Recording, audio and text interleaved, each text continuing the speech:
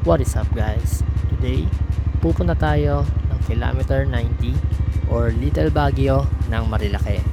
Ito ay nasa boundary ng Quezon at Laguna at usong-uso tong lugar na to ngayon at sobrang daming riders ang naiisipang magpunta dito. Dahil na rin sa Malabagyo or Tagaytay na weather.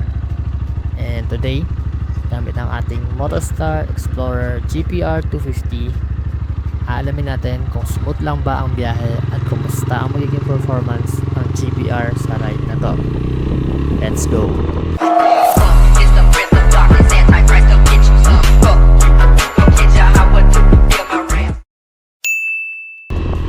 Bali, ang time na ngayon is 2:52 AM na at 3 AM dapat ang call time namin kaya most likely late na ako na to. Sa Shell C5 Katimuran kami magkikita ng mga kasama ko at dito pa ako manggagaling sa San Jose del Monte sa Bulacan. Kaya bibilisan ko muna para hindi naman tayo masyadong late.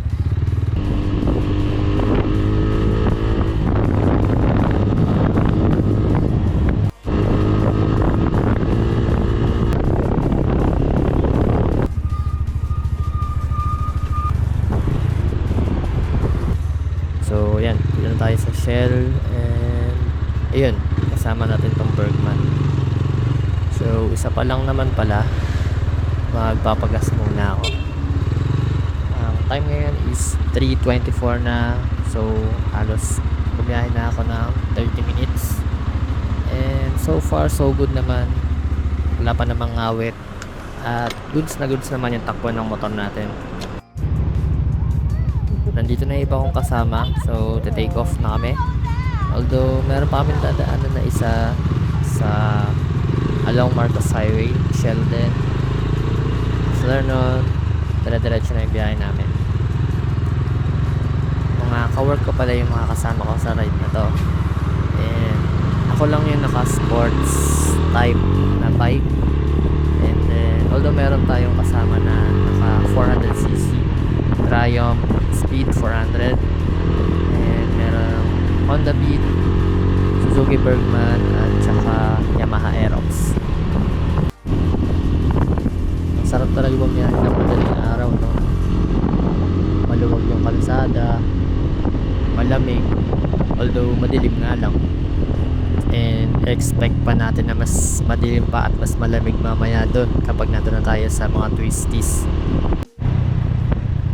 Inaano lang natin yung isa pa nating kasama dito sa Shell, yung naka-Aerox, and then ang next stop na natin ito is Shell Bossa Bossa naman.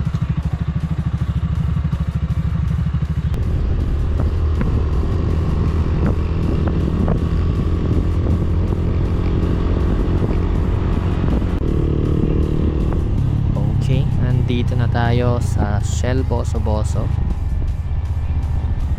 Dito yung usual na stopover ng mga nagra-ride dito sa Marilake, since pwede ka nang magpagas muna dito or may CR din, may convenience store, and dito madalas nagre-regroup muna yung mga riders bago umakyat sa twisties.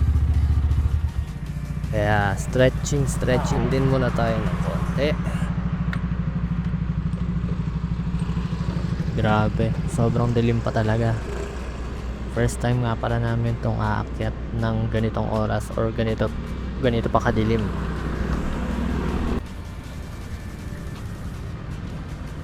Let's go, biyahe na ulit tayo.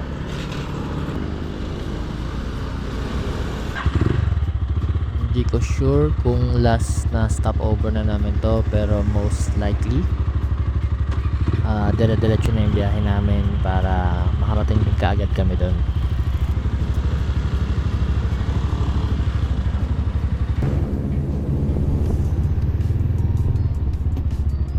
And pasensya na kayo guys, medyo madilim talaga yung video since sobrang dilim talaga dito. Kaunti lang yung mga ilaw and hindi rin ganun kalakas yung headlight natin.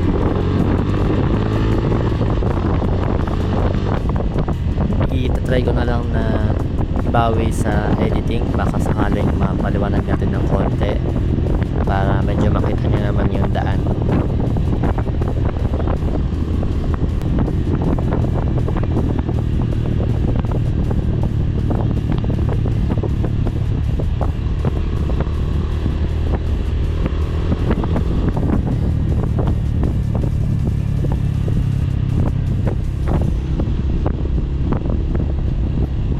Time natin ngayon is 4:26 na, and so far smooth na smooth pa rin ang biyahe. Sobrang lamig lang at sobrang dilim talaga.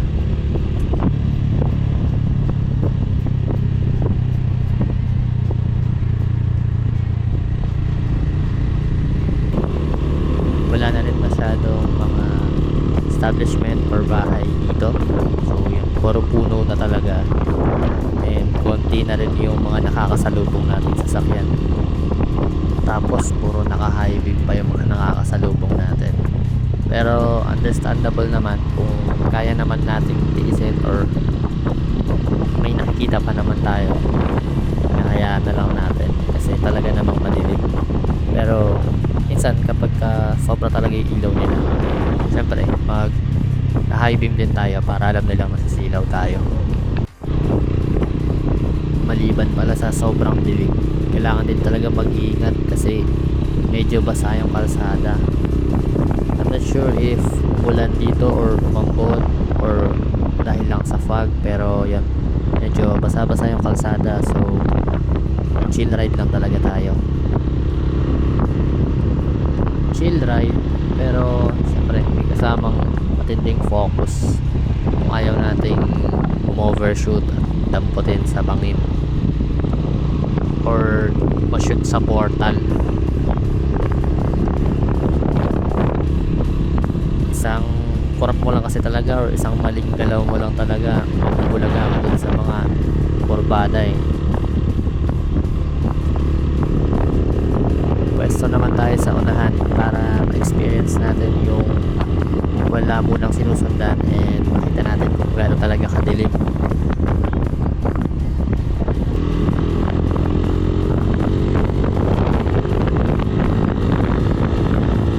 Ayun lang nga, at mukhang kailangan na natin mag-high beam.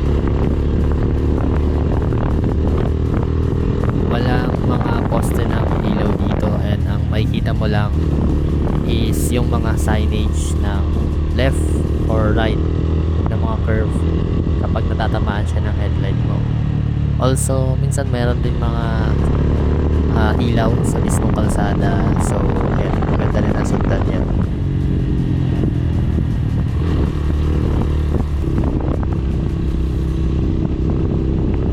Sobrang dilim talaga guys. May mga part pa na sobrang kapal din ng fog, so parang zero visibility na halos. Wala na rin sa isip ko yung multo-multo eh. Iniisip ko na lang talaga is yung kalsada at yung mga liko. Talagang sobrang focus ko sa daan ngayon. Pero at the same time, sobrang exciting din at nakaka-enjoy din naman.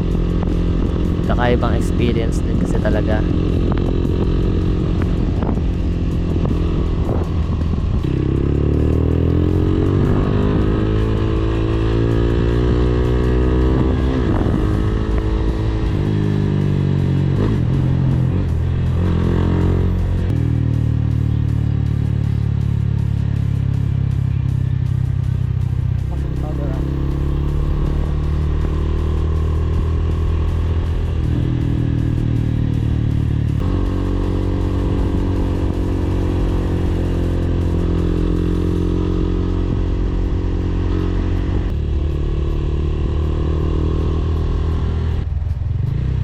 Grabe, dito pa talaga pinakamadilim sa Devil's Corner. Tapos ang kapal din ng fog. Parang kukuhanin ka talaga ng devil dito pag nagkamali ka ng konti. Focus muna sa pag-drive guys, and mag timelapse na tayo para mabilis. Let's go!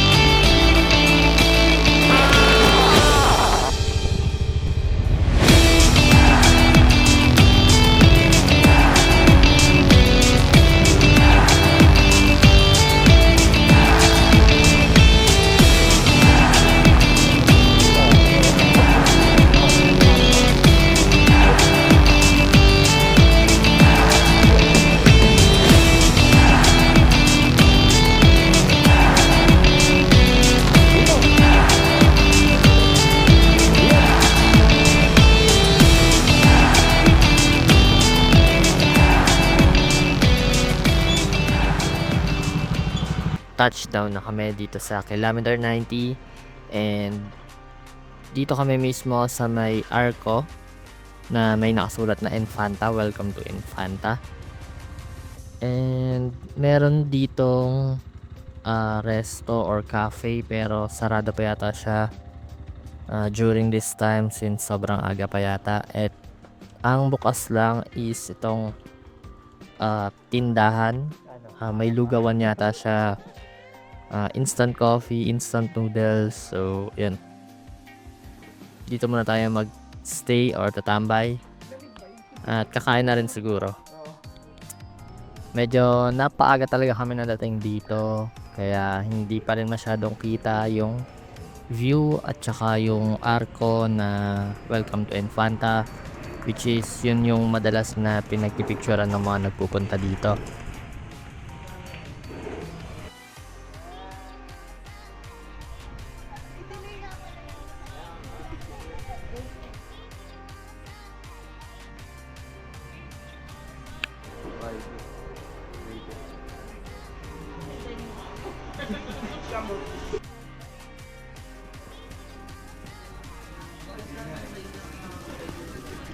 Ayan, medyo maliwanag na at kitang-kita na yung kapal ng fog sa paligid. Marami na ring riders at grupo yung nagdadatingan. Partida Monday pa dyan ha. Paano pa kaya kapag weekends?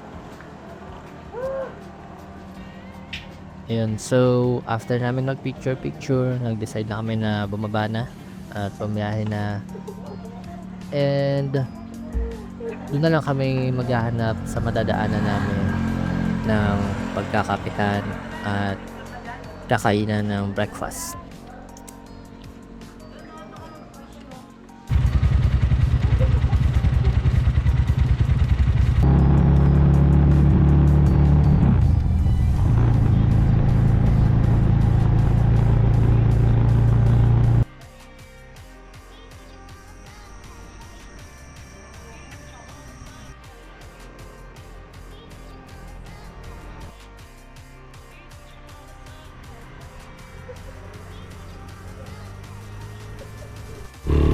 Biyahe na ulit kami, and ang next stop na namin is Cafe Natividad. Doon na kami magkakape at magbe-breakfast. So let's go.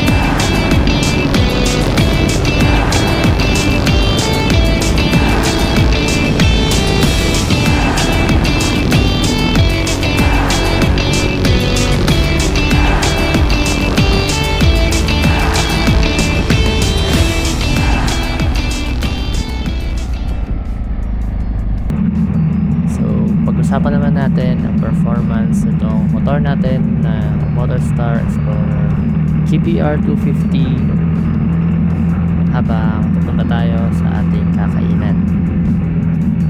Ang masasabi ko so far ay smooth na smooth naman yung naging biyahe natin. wala tayong naging aberya, hindi tumirik, hindi naman bumugak, okay ang preno, okay ang throttle, okay din naman yung clutch.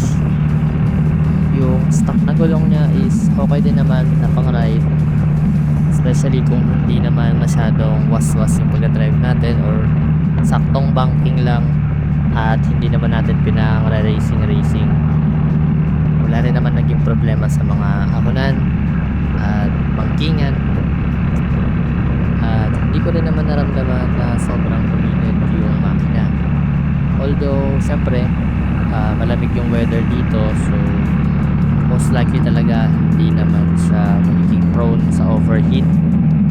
Kaya siguro sa ibang instances or sa ibang lugar natin matetesting yung durability niya sa init.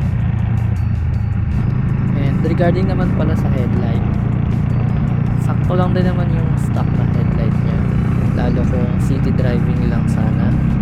Pero kung mahilig ka mag-ride sa mga ganitong medyo madilim or mga probinsya na area, mas advisable siguro kung magdadagdag tayo ng auxiliary lights. Pero kung para sa akin lang, okay naman na talaga siya.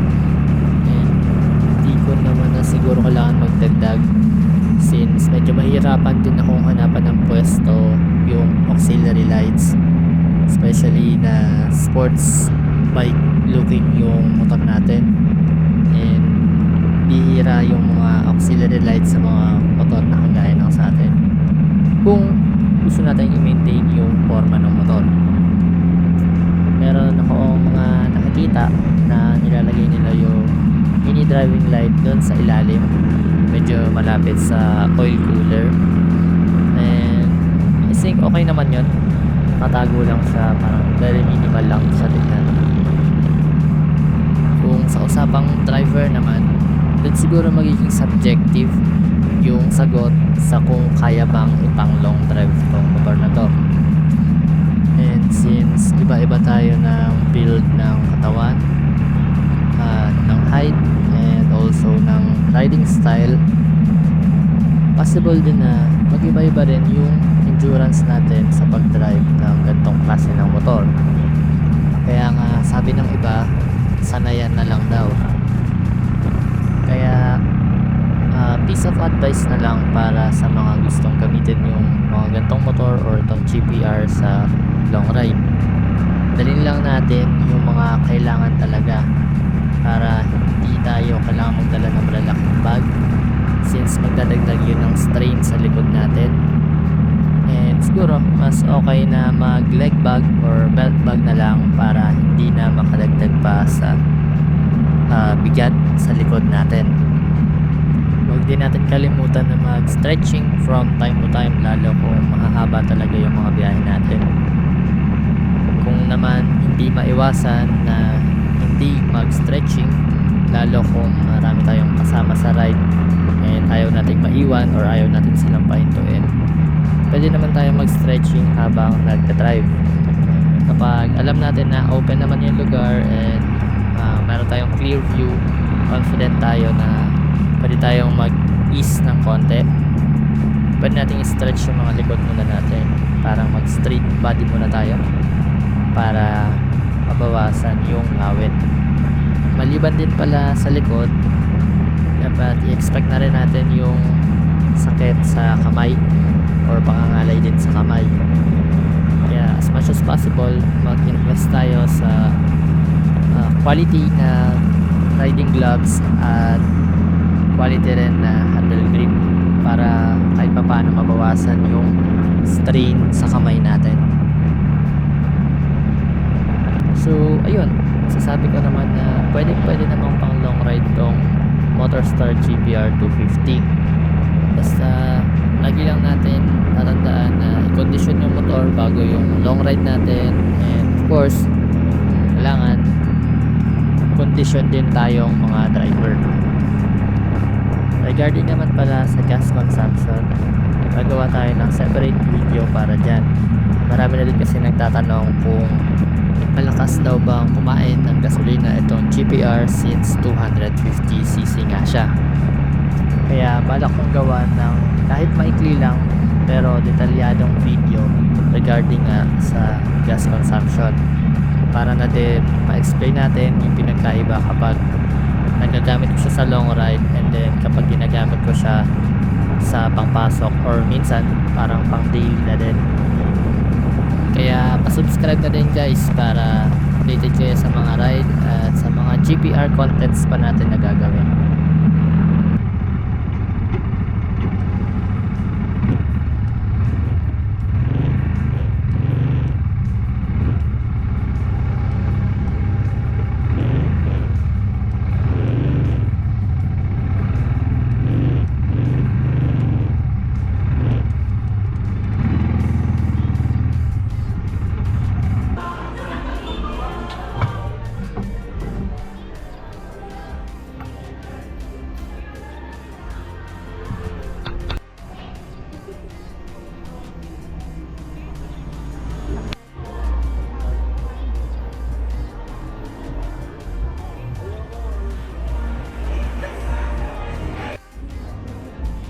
After namin ito kumain, uwian na. Biyahe pa ako ng mga 2.5 hours pa para makauwi sa Bulacan. Sigurado kasi traffic na ngayon sa mga madadaanan nating lugar na kanina mabilis nung papunta pa lang. Pero ngayon, since Monday, maraming estudyante, mga empleyado. So, expect na natin na traffic na talaga itong pauwi. Let's go! Gas full na tayo pauwi.